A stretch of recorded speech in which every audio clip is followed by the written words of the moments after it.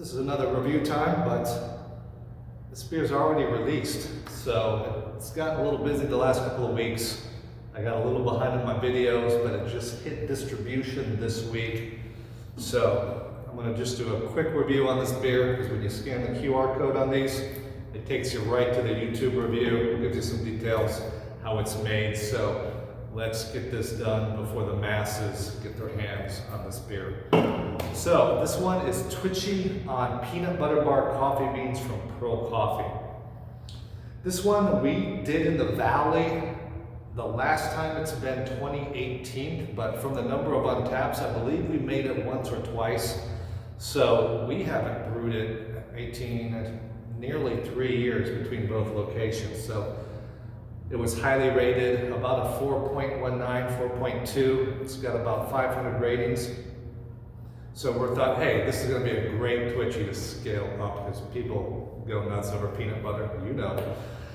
So that's what we did. We used about 2 pounds of Pearl coffee beans per barrel of this. So we're just coming in with sacks of coffee beans and the whole place. Until we brew it, sometimes the beans sit for a week because we just don't have the timing lined up, but everything in the basement just smells like peanut butter coffee, and it's heavenly. So it's always fun getting ready to brew one of these, you know, depending on the bean, you know, what flavor and aromas are going through the building. But the basic recipe for this is we start with Pilsen malt, which is just base malt. If we just use this, it'd turn out like R.Shea Light. But then we add increasing amounts. We got some Crystal 40, Crystal 80, Crystal 120. These gives it some caramely character, some unfermentables. Because this doesn't finish out super dry, there's just a good enough residual sweetness to balance the stoutness and to support the peanut butter bar part of the coffee bean. You wouldn't want it too dry. Then we use chocolate malt to accentuate that chocolatey taste, and then final some roasted barley. That's for some acridity. That's usually roasted barley is in every stout, depending on amounts, and that gives it that roasty, acrid flavor. So that is the recipe of this. So we ferment this out for about 2 weeks. And it gets down to about, if you're a home brewer or a brewer, about 1.25, the high 20s. It's dry, but it has enough residual sweetness to balance out any flavor we're trying to put in. And then once that's done, we let it clear, drop all the yeast out, get it cold, and then we charge our hop bag full of coffee beans. So at about 2 pounds per barrel, we brewed about 60 barrels, so that's like 120 pounds of beans. Crazy. So yes, it smelled good that day. And then we let it sit for a week we let it sit for a day in that hop bag. It's just a giant thing where the beans sit on with a little strainer at the bottom. We push the beer back into the tank, we mix it, pull a taste, and is that peanut butter enough? Is that coffee enough? Is that coffee coming through? In this case, most of us brewers tasted it. The peanut butter was definitely there, the coffee was there, but wasn't enough.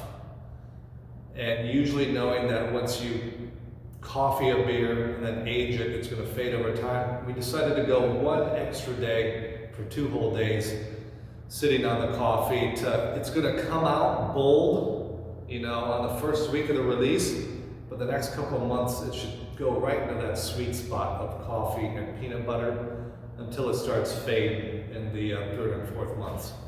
So with that said, do not hold on to this beer. Don't age it, don't cellar it or anything. If anything, if you want to age it, put it in your fridge and age it. Maybe it'd be interesting to get 2 8-packs, have one a month. See how long that lasts. It's different for different coffee beers and how strong of coffee we start out with. Let's crack one of these open. I have not had this since last week. It went on tap last Friday. We're coming up on a new week. Distribution took it away that Friday. I already got the coffee from here. Nothing wrong with letting these sit out into the low 50s. Really bring those flavors out. It's coffee and peanut butter. Get some chocolate coming through from the chocolate malt.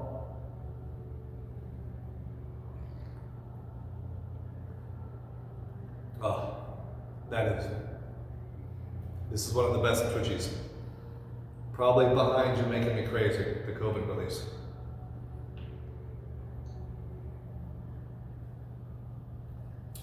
Great beer. So super peanut buttery, chocolatey. It's got a nice finish. It's not too sweet. And what can you pair this with? Because the last release we did, which was the Supreme Allied Commander, that 15.8% monster caramel and salt and chocolate, that was, I told you guys not to pair that with anything, just have it a few hours after dinner. This one you can pair with, going on the internet, beef noodle dishes. Some Asian dishes, they like to use peanuts in them. That would be a great dish to pair with it. Something as simple as hamburgers. Some summer rolls. There's a few different styles, shrimp, this and that. Some light summer rolls that the peanut butter aspect of it would pair nicely with it. And cheddar comes through on a lot of pairings. This one uses cheddar, just like a medium cheddar. And I think for the first time, Parmesan. Not the powdered stuff, just get however it works. A little block, that's a harder cheese, but Parmesan works well. Maybe it would work with chicken Parmesan.